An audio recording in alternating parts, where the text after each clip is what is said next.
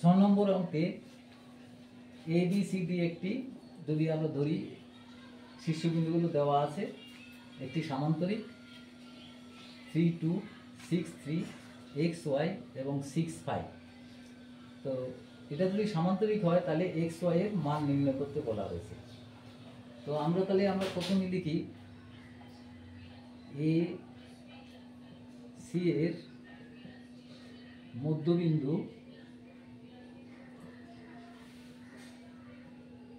3 plus x by 2 আর হচ্ছে 2 plus Y by 2।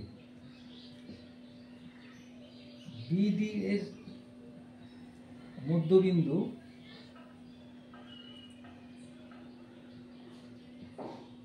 হবে 6 plus 6 by 2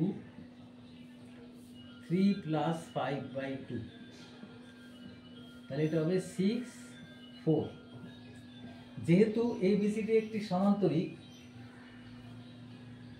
যেহেতু এ বি সি ডি একটি সমান্তরিক,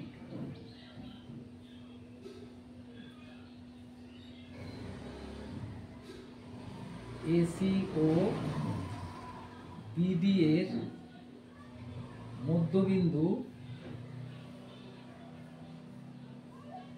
একই হবে, অর্থাৎ তাই দেখো এখানে এসি এর মধ্যবিন্দু 3 প্লাস এক্স, বিডি এর এক্স স্থানাঙ্কটা হচ্ছে 6 বাই 2 ইকুয়াল টু 6 এবং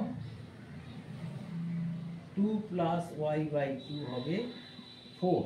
তাহলে এখান থেকে আমরা হচ্ছে 3 প্লাস এক্স ইকুয়াল টু 12, তাহলে এক্স ইকুয়াল টু হবে 9। আর এখান থেকে 2 plus Y by Y equal to হবে 8, তাহলে ওয়াই ইকুয়াল টু হবে 6, তাহলে এক্স ওয়াই ইকুয়াল টু হবে 9 6। এটাই অ্যান্সার হয়ে গেল।